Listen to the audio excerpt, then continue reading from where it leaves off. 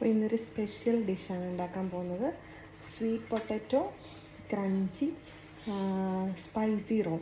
അപ്പോൾ sweet potato നമ്മൾ വേവിച്ച് വെച്ചിരിക്കുന്നതാണിത്.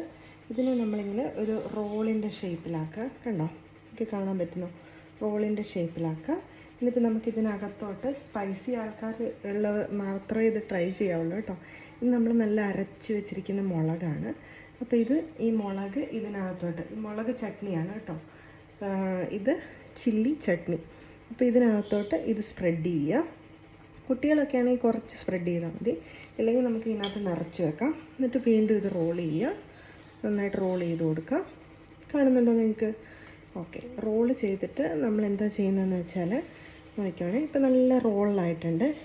ഇത് നമ്മൾ ഇതുണ്ടോ മൈദ നമ്മൾ പഴംപൊരിയൊക്കെ ആക്കത്തില്ലേ, അതുപോലെ ഒന്ന് ജസ്റ്റ് ഡിപ്പ് ചെയ്യുക.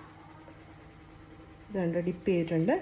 ഡിപ്പ് ചെയ്തിട്ട് നമ്മൾ ഇതിൻ്റെ പുറത്തോട്ട് ഇച്ചിരി റസ്ക് പൊടി, ഇതുണ്ടോ ആണ് റസ്ക് പൊടി വെക്കുക. കണ്ടോ എല്ലാവരും? ഇപ്പോൾ റസ്ക് പൊടി നന്നായിട്ട് ഇതായിട്ടുണ്ട്. എന്നിട്ട് നമുക്കിത് ഓയിലിൽ ഫ്രൈ ചെയ്തെടുക്കാം കേട്ടോ. ഓയിലിൽ ഫ്രൈ ചെയ്ത് ഇത്രേ ഉള്ളൂ സംഭവം. വേവിച്ചെടുത്ത് ബോളാക്കുക. ബോളിനുള്ളിൽ സ്പൈസി മുളക് ചട്നി വയ്ക്കുക. അത് മൈദ മുക്കി റസ്ക് പൊടി ചേർത്ത് പിന്നെ വറുത്തെടുക്കുക കേട്ടോ. ഇനി നമുക്കിത് ഫ്രൈ ചെയ്തെടുക്കാം.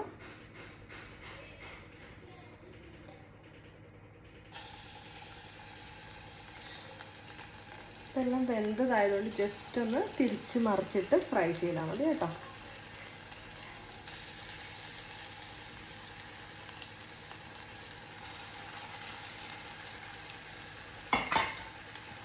അവിടെ കിടന്ന് നന്നായിട്ട് ഫ്രൈ ചെയ്തെടുക്കട്ടെ. നന്നായിട്ട് രണ്ട് വശവും ഫ്രൈ ആക്കി എടുക്കണം, തിരിച്ച് മറിച്ചു വിട്ട്.